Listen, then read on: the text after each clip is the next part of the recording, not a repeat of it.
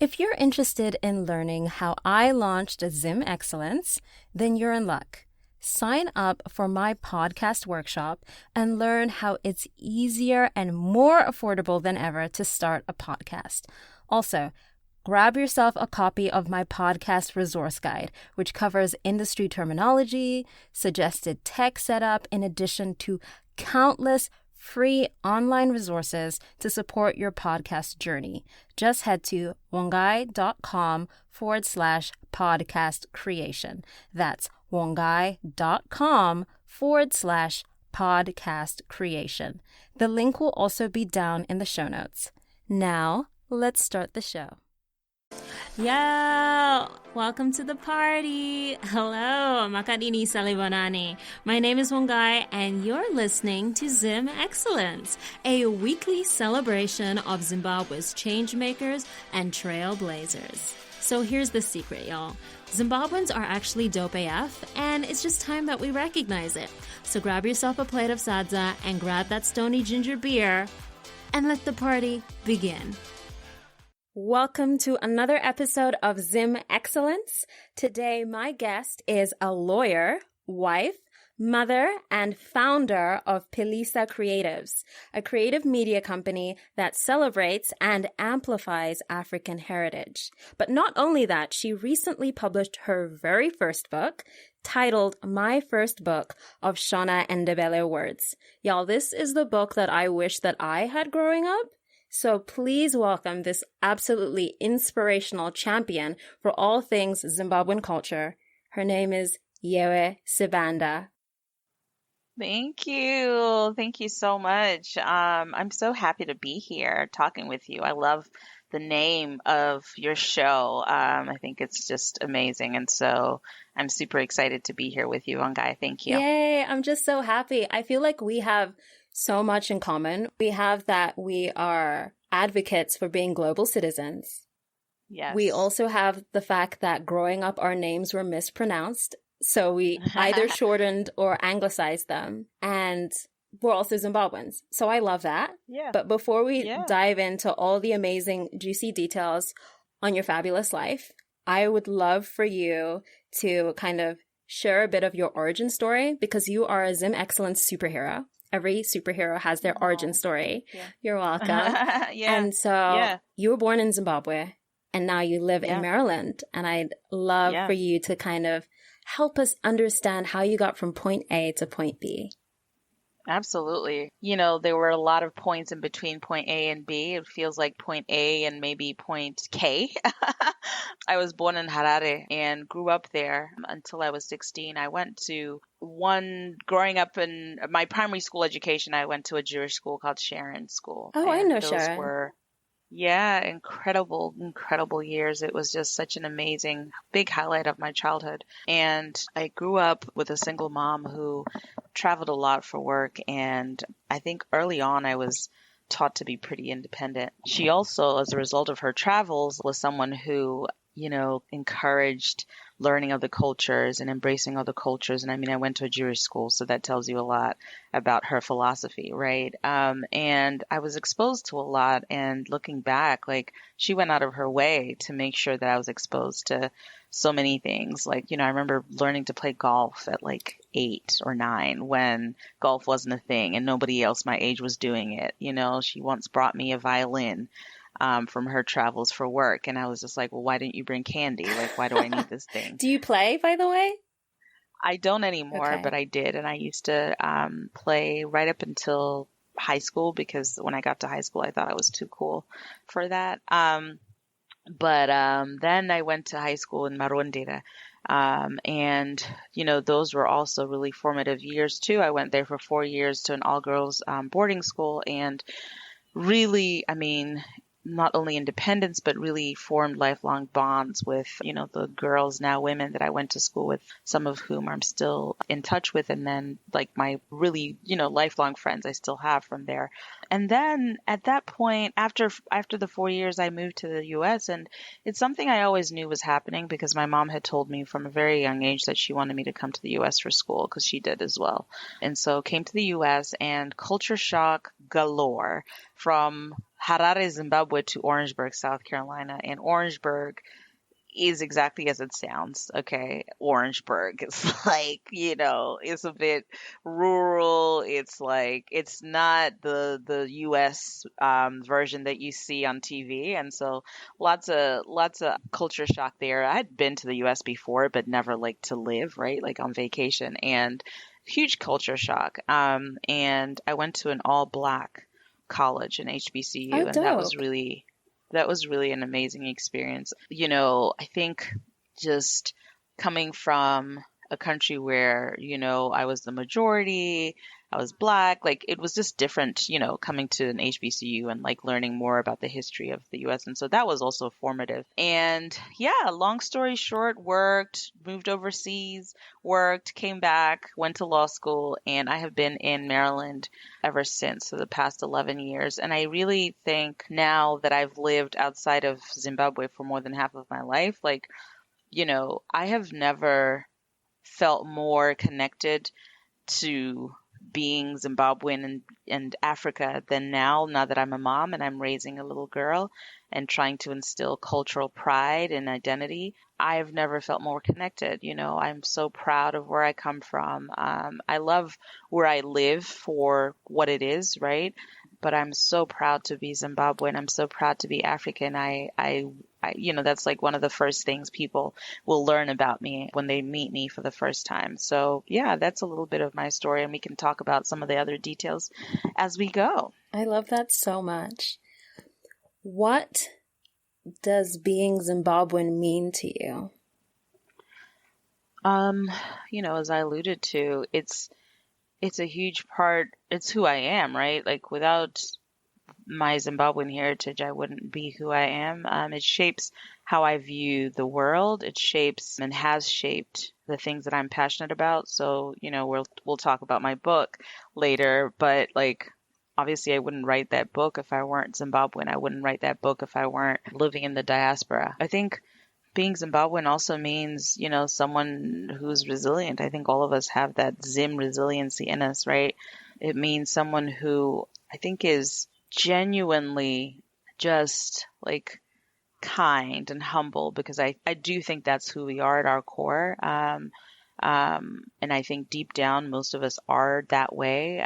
Circumstances might, reveal other characteristics, but I think that's who we are, at the core, and very hospitable people. And so I embrace that as well. And I think it also means that we're people who are, for the most part, at least for me, I am optimistic and hopeful for the future of Zimbabwe. And so being Zimbabwe to me means that, I have not given up on Zimbabwe. And I think, I remain hopeful and optimistic that my children and their children and their children will experience the Zimbabwe that I did growing up, So that's kind of what Zim means to me. It makes me think about, my mom has always said to me that Zimbabweans are a very peaceful people.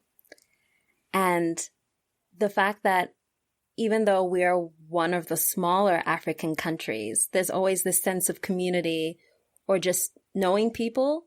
Like you can meet someone, find out their last name, find out which village they come from and all the people they're related to, because it's just such a small world.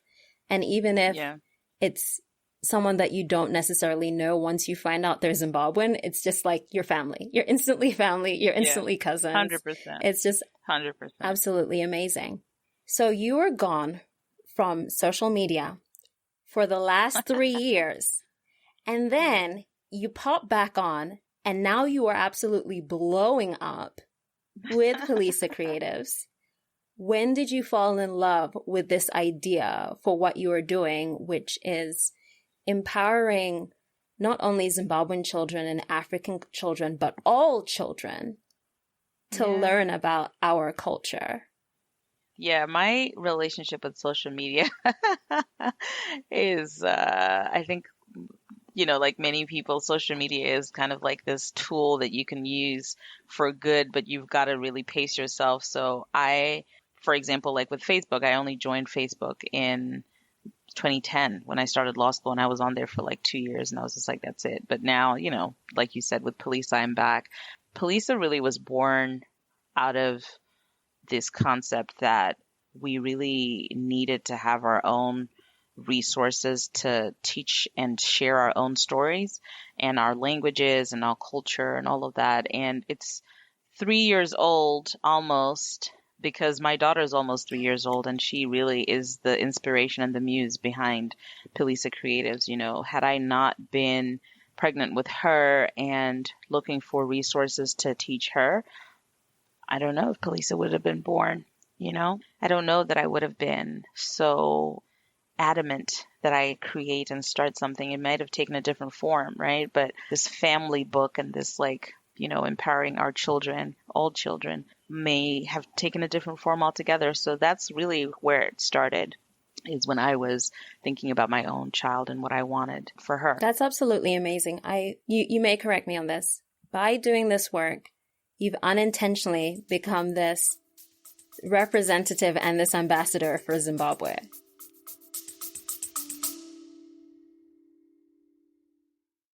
Today is a great day to start your own podcast. Whether you have a message you want to share with the world, or you think, ooh, it could be fun to have my own talk show like one guy, getting started is easier than ever. Here at Zim Excellence, we use Buzzsprout, which is hands down the easiest, most affordable, and best way to launch, promote, and track your podcast. Start for free and list your show on directories like Apple Podcasts, Spotify, Google Podcasts, and more within minutes. Podcasting isn't hard when you have the right partners, and the team at Buzzsprout is passionate about helping and teaching you to succeed. Just check out their YouTube videos. They are filled with tons of information. So join over 100,000 podcasters already using Buzzsprout to get their message out to the world. Sign up today using the link in the show notes, or go to wongai.com/podcast creation, and you'll get a $20 credit if you sign up for a paid plan. It also helps support the show. So go ahead, sign up for Buzzsprout, and keep me posted on your new podcast. Now back to the show. Yeah, I think that's right. And I think the word unintentionally there is important, because when I first got this concept, I had no idea. That people would receive it in the way that they have. I had no idea, and I wasn't even thinking about, the reach that this has now had. And, don't get me wrong, there's still more. We still need to reach more and do more, for sure. We're only getting started. But I had no idea, I wasn't even praying for some of the things that I have been able to experience and do through Palisa. I wasn't even thinking about those things. And so I think unintentionally is a good word, but it was also just, I didn't realize how much beyond me and my little vision this kind of would grow into. That's amazing. Let's just dive right into it. My first book of Shona and Ndebele words, absolutely obsessed. I myself bought an ebook version of the book, and I was reading through words with my mom, and I was like, Mom, look, look at all these words. And mind you, I'm in my mid-20s. Actually, I'm a teenager, whatever. So I'm reading through this book, and my mom's also correcting me on some of this pronunciation. And I said to her, Mom, I would have loved this book growing up. Mind you, I was born to two Zimbabwean parents, both diplomats. So I spent a lot of my childhood was outside of Zimbabwe. And they did a really great job raising me. I also happened to be growing up around a big Zimbabwean community, so that was helpful. But there was still that, there's always that gap of representation, which I feel like this book brings. My mom said to me, well, I still taught you when I was dressing you in the morning for school. I would be like, mawoko, hand, and this, which is great. I just feel that this book adds that extra layer, because I'm seeing a brown, black little girl, little person on the screen and I'm seeing, the three words. I'm seeing English, I'm seeing Shona, I'm seeing Ndebele, and it's all clicking. And it's amazing. I listened to one of your interviews where you were talking about the beauty of this book is also bridging that divide between the Shona and Ndebele tribes. 100%. Because they're both Bantu languages, and you see it when you're reading through this book. It's just this great unification tool and this resource for not only people in the diaspora, but also people in Zimbabwe. Yeah. No, absolutely. Thank you. It's always nice to hear from someone who's actually, got the book and, what it means to them. And so thank you for that. And yeah, I think we still have a lot more work to do around the Zimbabwe piece. I think right now we're at a point where, a lot of people in the diaspora recognize the value. And I think people in Zimbabwe are like, oh, this is great. But they aren't yet fully understanding that it's also for them too. And so I'm working on that and working on education around that because, listen, the passage rates for Shona, for example, at O level have declined and have been declining. And that, tells you a number of things, tells you that Shona usage in homes, even in Zimbabwe, is also declining, right? And so there is really a big need for us, even in Zimbabwe, to have resources that are fun and engaging and to teach our children, to teach families, because I really do think this is more of a family book as opposed to just, children. Someone corrected me. One of my customers was like, this is a family book. I'm learning and I'm the parent. I'm learning Ndebele, and so, yeah, I really think there is a need. So thank you for your feedback. I appreciate it. You're totally welcome. Yeah, it definitely is. It definitely is a family book because you can then take that moment to connect with that child as they're learning. And like you said, some of the adults are also learning. I remember when I went to schools here in Zimbabwe, we only had Shona, English, French. There was no option for Ndebele. In Harare, for sure. Mm-hmm. Yeah, in Harare, for sure. And it definitely is a family book, especially for those raising multicultural and multilingual children, which is why I wish I had this book growing up, because my experience of learning Shona was not the most empowering. So Shona is, even though I grew up with two Zimbabwean parents who spoke to me in Shona, and I would reply back in English. So I technically speak Shongrish, but at an educational level, Shona is technically my third language. And so it was when we moved back to Zimbabwe, suddenly I had a whole host of family members being like, Hatauri Shona, this. And instantly, because it's coming from the perspective of almost shame, I then get stubborn as a young person to say, well, then I'm not going to learn. Everything's in English. The news is in English. This is in English. The teaching's in English. Why should I learn? So it's great that you bring up that point on the fact that we should be empowering children to learn about their culture in really fun ways, and also to do it as a family, not just putting the pressure on them. It's on everyone. 100%. It's all hands on deck in learning. And also that we should be increasing the usage of these indigenous languages. 100%. I love that. So my next question is, what has been your experience with raising a multicultural, multilingual child? And how have you been able to cultivate a sense of Zimbabwean community or culture outside of Zimbabwe? It's been a journey, and I think, listen, my daughter's 2.5. 1 year she's been in quarantine and lockdown, and so it's really hampered our sense of building community, to be honest, because it's only now that we're starting to venture out, now that we're vaccinated and she's back in daycare.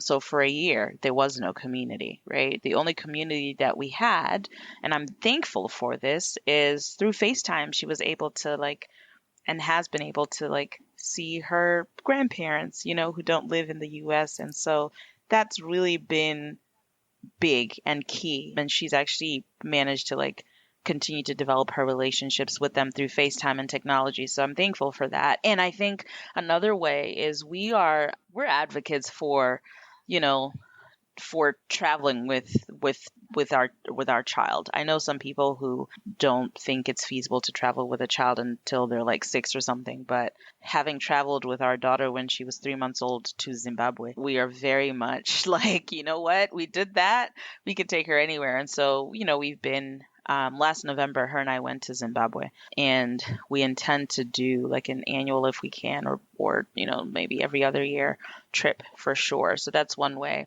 And then now, like I said, that the world is opening up again for sure. I mean, we will continue to use the village that we have here, the Zimbabwean community that we have here, to make sure she's, you know, interacting and playing with other kids who are Zimbabwean. In fact, right now she's with one of her cousins, and it's a dad's day out. You know, her uncle and her cousin and her dad, they went to the zoo, and so, you know, we're starting that back up. I think, to answer your question about how the journey's been, it's been hard. It's been hard being far away. And listen, teaching a child and trying to instill all of these things, it's hard, right?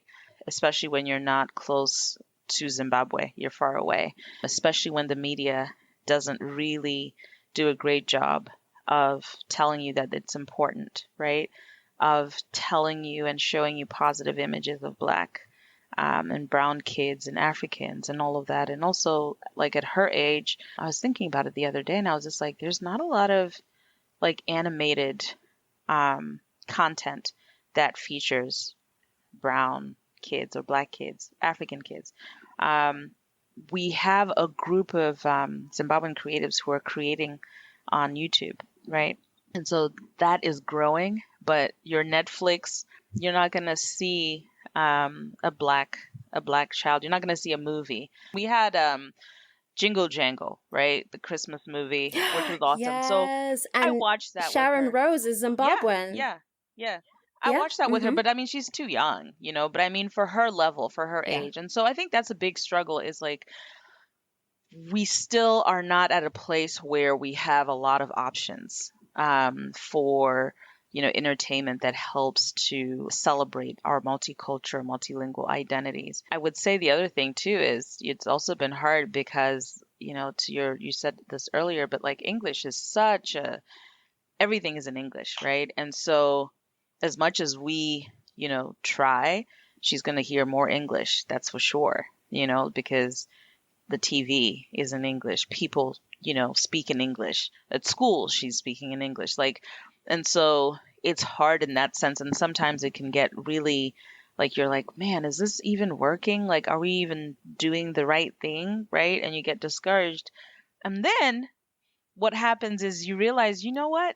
They're absorbing it and they're listening. And so now my daughter, we've been working on greetings, and now, you know, we'll wake up and she'll say Mangwanani, and we ask each other wakadi, and she's saying diripo, dinofara, you know, and so that is like, okay, all right, you know, we're getting somewhere. So I love that. it's a roller coaster. It's a roller coaster. A lot of patience is involved, and sometimes, you know, frustrations. But I have faith that it'll all pay off. And you know, when she's my age and she's got her own kids or whatever, you know, I hope that she will continue, you know, what we're doing and instill in them, you know, a love of where their family is from. I definitely think she will.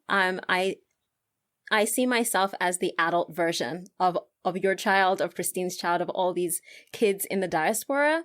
And at one point it just hits and it clicks and you're like, oh wow, I'm unique. Like my culture is so dope. Right.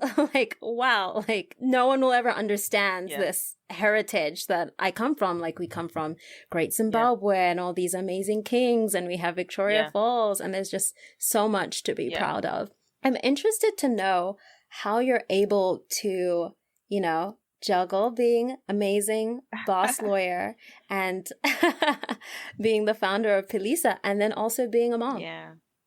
which is the, the greatest job of Yeah, them all. it is. It is. It's the greatest, the most important job, the most fulfilling, that's for sure. It's a constant exercise in how to juggle and how to create some semblance of harmony. I don't believe that things will always will be like in balance. I don't believe in work-life balance because I think there's always going to be something that's going to take over, at any particular time. It could be work, it could be life, it could be both. Both could be really hot. And I feel like that's been the case for a long time. And so what I've instead tried to do is delegate as much as possible. So I have a team that works with me with police. I couldn't do it on my own. So shout out to my team. And, the team is growing. We're looking to expand because we're doing so much. And I can't do everything for police. And so I'm really trying to train up the team to like take on more responsibility and like be able to do some of the like day-to-day things without me. So delegating. Outsourcing is a huge thing that I believe in, and I am learning about and embracing this concept of operating in your zone of genius and leaving everything else to those who everything that isn't in your zone of genius, outsourcing it, right? Especially if it's going to save time. I'm a big, like, time is so precious to me as a mom, as a wife, right? And so if something's going to take me a long time, even though I can do it, I can't. So, it's having help to come and help us clean, for example, every so often, right? That's not to say we don't clean, but we just need additional help, And so it is, I think those are the things that I try and employ. And I think the big thing I would want to emphasize is I rest and I shut down and I shut off and I just rest and I focus on as much as I can the things that need to be done that day, and anything else that I cannot do, it'll just get done the next day. And if I absolutely cannot get to it and it has to like fall, then it falls. I really have had to work hard, and I am working hard on that because it's very easy for me and my kind of the way I operate and kind of my work ethic and like my personality type. It's very easy for me to burn out because I feel like I have to do everything, Same. right? And so I've had to work on this like concept of just do what you can, and what doesn't get done doesn't get done. And oftentimes, actually, I've found those things that don't get done on that particular schedule that you may have set, like, it's okay. Nothing is ever on fire, or nothing stops because you didn't do that in your set schedule. And it's like, so that's kind of how I've been approaching it. And I'm still learning, I read a lot and I listen to a lot of people about how they do it because I'm still trying to get to that place where I have it more figured out than I do now. So I'm still learning. And how are you able to take care of yourself? Do you have any self-care practices, rituals? Yeah, I think one big thing, one kind of where I'm at right now in terms of self-care is more than, going to get your nails done, going for a massage. Those are like, essential things, Those are like, I feel day-to-day things. I don't get my nails done like often, but I'm using that as an example. For me, getting a massage is not a self-care thing. It's like, for my health, I have to do it, And so self-care for me looks more like taking a momcation and going away for 3 nights or 4 nights.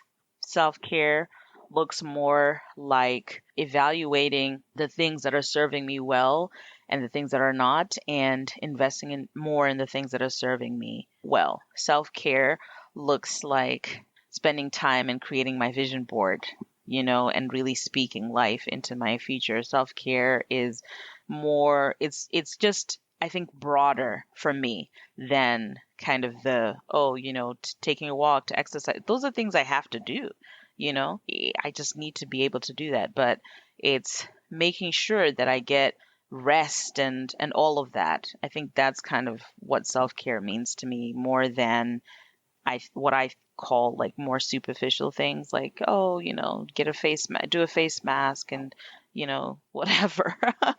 I just think those things are essential. And I think as Black women, I know this is unrelated, but since we're talking about self-care, like, we also have to normalize like luxury, Whatever luxury Mm-hmm. means to you. We have to normalize that, and it shouldn't be oh, once a quarter I do this thing for myself. It's like, no, we need to do that very often. We are the most hardworking, often like forgotten, often overlooked, group of people. And it's just important. It's imperative, actually, that we normalize luxury and spending quality time and quality resources on ourselves. So, Mm-hmm. yeah, I definitely agree. I also want to chime in and say, it's also from the perspective of being African women and yeah, Zimbabwean women, I feel in my experience growing up, I didn't know what a vacation was. I didn't know what rest was because during my summer holidays, while all my friends were flying to France or like going skiing in the winter yeah, or wherever, going to Disney World, I was at home and my mom was like, okay, you're going to sit down and write an essay about what you did today so that when you're back to school, you have a leg up, which was not and is not necessarily a bad thing. But, I am a recovering workaholic. I am also addicted to busyness. absolutely. So sometimes I just don't know when to slow Yeah, down, yeah, stop, get yeah, still, yeah. meditate, Mhm, journal, mhm. whatever. And also I feel like there is this misconception where if you're just not working, Mm. you're not doing anything because you don't necessarily have anything to You're right. I mean, contribute. you just touched on so many gems right there, and like we gotta like break it down. I mean, look, like you, vacations were for extra lessons. It didn't matter how well I was doing, okay? I did extra lessons every single break. We did go on vacation. That did Mm-hmm. happen. We Oh, did. okay. Ours was to Kumusha. That Oh, was okay, yeah. No, vacation. we did in Zimbabwe. We did a lot of like tourist attractions in Zimbabwe. I will say that. However, it was extra lessons all the time, and like I feel like I was constantly in extra lessons. It didn't matter how well I was already doing. It was just no, you can get better. Oh, you've got an A, you can get an A plus, and I think that is for me, like knowing that my mom's goal was for me to come to the US and she always had that goal, like I get it. I understand the motivation behind that and wanting me not to be left behind or to get complacent. But on the flip side, I do think it nurtured what I probably already had, which was like this desire to like be doing and to accomplish and to achieve. Sounds like you had the same thing, right? And like you, I am a I say type A, recovering type A. Oh, I'm so Yeah, type A. recovering type A. And I think our parents really just wanted better for us than they had, right? Mm-hmm. And that instills this like sense of I have to make sure my kid is like, a step ahead. And quite frankly, I don't know. I'm still learning now as a parent, a new parent. My daughter's 2.5. I'm just starting this parenting thing. Like, I don't know exactly how to draw the line between like wanting to make sure your kid is set up for success versus like overdoing it so that your kid isn't sitting here like we are like, man, I did extra lessons every holiday, especially being an immigrant, raising a first generation American child. Like I am in Yeah. overdrive thinking about, okay, I want to make sure she, gets this type of education and she's exposed to this. And, these are the things I was exposed to. She, at a minimum, has to be exposed to like this and more, right? So I don't know. Yeah. Because she's an immigrant. She is black. She's African and she's Well, female. she's not an immigrant, right? Like she's first generation, right? First generation American. I'm the Okay. immigrant. And so I'm Yeah. I'm raising her with like she's being raised by immigrant parents, right? And everyone knows, similar to exactly what you're saying, immigrant parents do the same things that we just described. They do that, Yeah. and so how do you and then to your point, like, she's a black girl, you know? She's a black girl. um, she's African, got African roots, right? Like all these things. I don't know. I'm still searching for and still learning how not to overdo it, but it's hard when you see what you see, especially in America, right? You see how Black people are treated, and it's like no amount of education, no amount of anything can can protect you from being a Black person in America, right? At the hands of, let's say, police, right? And so what do Mm-hmm. you do? It's a tough one. It's really, really, really hard. So I give kudos and commend our parents for doing what they did because they were only doing what they thought was best. And it served us well Yeah. and got us, look where we are now. It got us far, right? It's a luxury to look back and be like, man, that was kind of crazy that we did extra lessons every single. It's a luxury because we're able to say that coming from a successful place, right? And we're Yeah. able to kind of laugh and say, hmm, maybe we didn't need to do that, right? But I think they were only doing what they had to do, right? And it's like each generation is trying to like do better for the next one, and it's exactly kind of why I wrote this book, right? I recognize that growing up in the diaspora, or like spending formative years in the diaspora, when I came here when I was 16, like I had my own identity struggles, similar to what you're saying, right?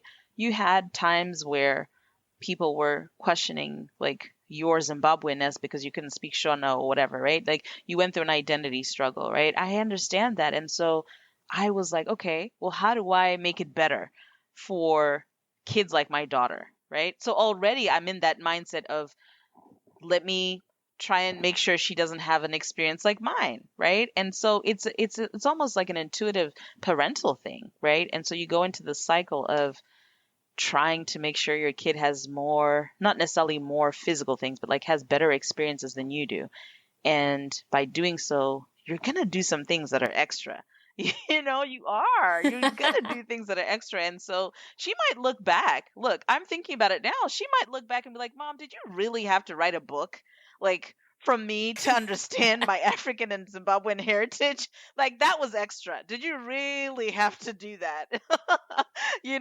And start this whole side hustle around this whole concept, all because you had me, But that's how it is, right? It's funny. It's an Yeah. interesting conversation. I really like that we kind of like went there. Oh, I'm so glad. This is slightly unrelated, but you did say that you're starting to brainstorm and think about these things and these tools that you're going to incorporate in parenting your child. I sometimes have random thoughts. I'm nowhere near ready to have kids, but like, for instance, a couple weeks ago, the new trailer for Space Jam came out. And I made myself watch it because I'm such a 90s kid. And I was just like, upset. Obviously, the film is not for me. And I was chit-chatting with my friend over iMessage. And I said, well, I'm going to be that mom that only allows my child to watch the OG Space Jam. No other Space Jam exists because I will be a parent. And is that not what parenting is for? I just like come up with all kinds of schemes like that. That's so funny. I think, Yeah. the biggest parenting, I don't know what to call it, but like aha thing that I've learned, I guess, as a parent is like, before you have kids, you have all these ideas of like, yeah, and then I'm going to instill these values and I'm going to teach them this and I'm going to do this and blah, blah, blah. And once that child comes, my experience has been all that stuff gets thrown out the window. The child is really teaching you, they're teaching you and they will tell you what they need. It's not Mm. necessarily that they'll verbalize it, but like who they are as a person will kind of tell you what things you need to kind of do, outside of obviously like your broad framework of things that you believe in and value. But like the child really is there to teach you and expose things that you need to learn. You're less the teacher than you are the student. That's what I've learned, and I'm learning anyway. I love that so Yeah. much. Okay, it's time for the lightning round. Are Yes, you yes, ready? yes. Okay. What we doing? Okay, lightning round. Texting or talking on the phone? Oh, depends who it is, but I'm gonna obviously just say texting because that's what we all do. It's quicker. So yeah. Favorite Zimbabwean musician? Oliver Mtukudzi. R.I.P. R.I.P. Yep. May he May rest he in rest in peace. He peace. was phenomenal. I saw him at Yeah, Haifa, which is same. great. Did you ever get Oh to yeah, see I him? did at Haifa quite a few times. My mom was involved with Oh, Haifa, that's so dope. always whenever I was in Zim at that time, always saw. Yeah, so I did. What is your favorite Zimbabwean childhood snack? Ooh. Um, listen, it's not supposed to be a snack, but we have made it so. Cerelac Cerevita. I know, I know. Okay. Yeah, I know. No judgment. Okay. Mazoe orange versus Mazoe green. Orange all day. Come on now. Yeah. Yeah, I feel like green is really It's bad for yeah, you. The green, the red, and all the yeah, colors. no, it's orange all day. What is the last film or show that you watched on a streamer? Could be Netflix, whatever. So I was just talking about this the other day. Lupin. Oh, it was So so good. I'm so good. ready. I'm so ready. I'm just ready I for part know, I two. know. So Yeah. good. I binged that thing. What I Oh, same. Well, it was like so short. I'm like, I wait, the know, end? I Okay, I want know. more. What I particularly love about it is you have a dark-skinned man as Yeah, the lead. And African I was guy. talking to Sibongle about Mm-hmm. this. Yeah, and Sibongle was like, wait, and they said a black person could not be James Right, Bond. Excuse right. me. Exactly, I was like, yeah, exactly. exactly. It was great. Okay, if you weren't lawyer, entrepreneur, fabulous mother, what do you think you'd be doing? This is gonna warm your heart. I would be doing performing arts. I would be an actress. I would be a singer. I would be, yeah, that's what I would be doing for sure. I literally get those vibes from you. I always forget you're a lawyer. And I'm like, she's an artist. I'm like, oh no, she's actually a lawyer. My mom is a lawyer, by the way. Oh, see, all kinds of Yeah. synergies right here. Yeah. Nice. Yeah. So I vibe with that. Okay. The next one is a sentence that you have to fill out. I am Zim Excellence because blank. It's a power statement. Take your time. I am Zim Excellence because Zimbabwe lives in me and speaks through me in everything and in all ways. I love that. If you could nominate someone for the award of Zim Excellence, who would it be, living or dead? I'm going to shout out my husband here.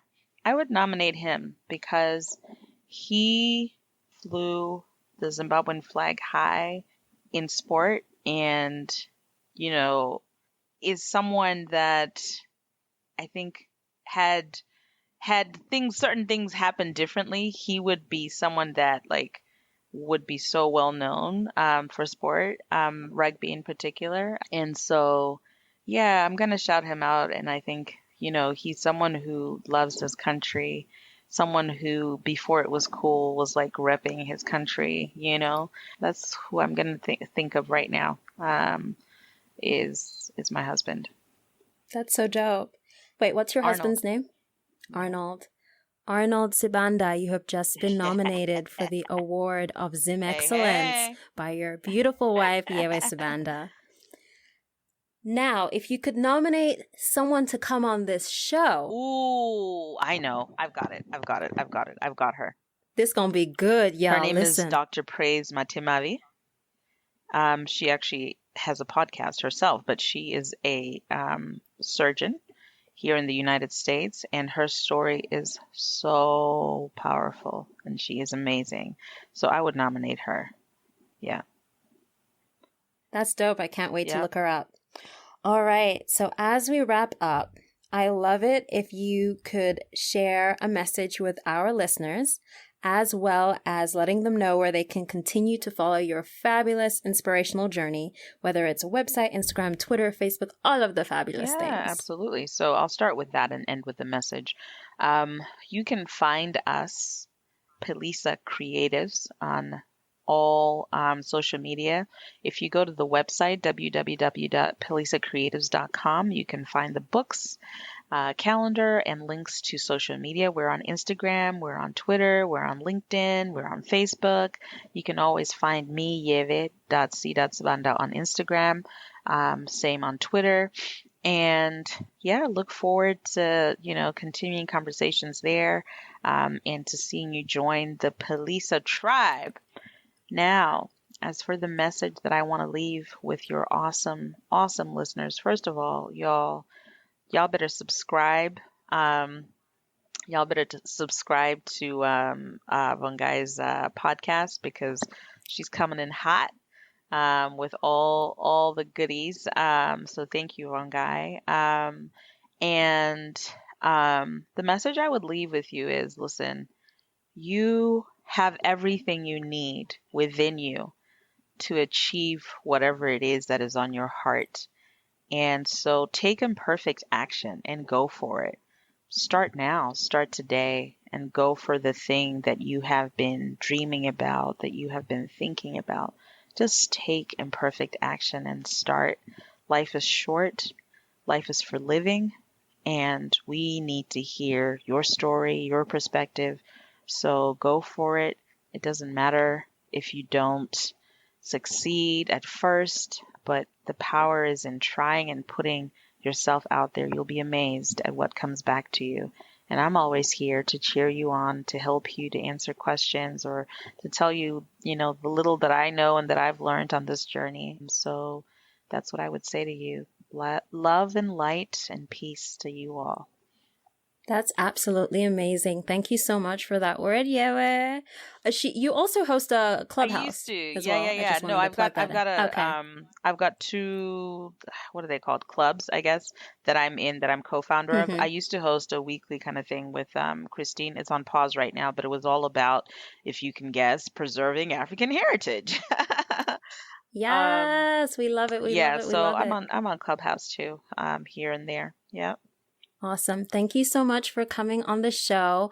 All of the links and the details and resources mentioned in this episode will be in the show notes. And so that's us. Thank you. Have a great day, y'all. Thank you. Bye, y'all.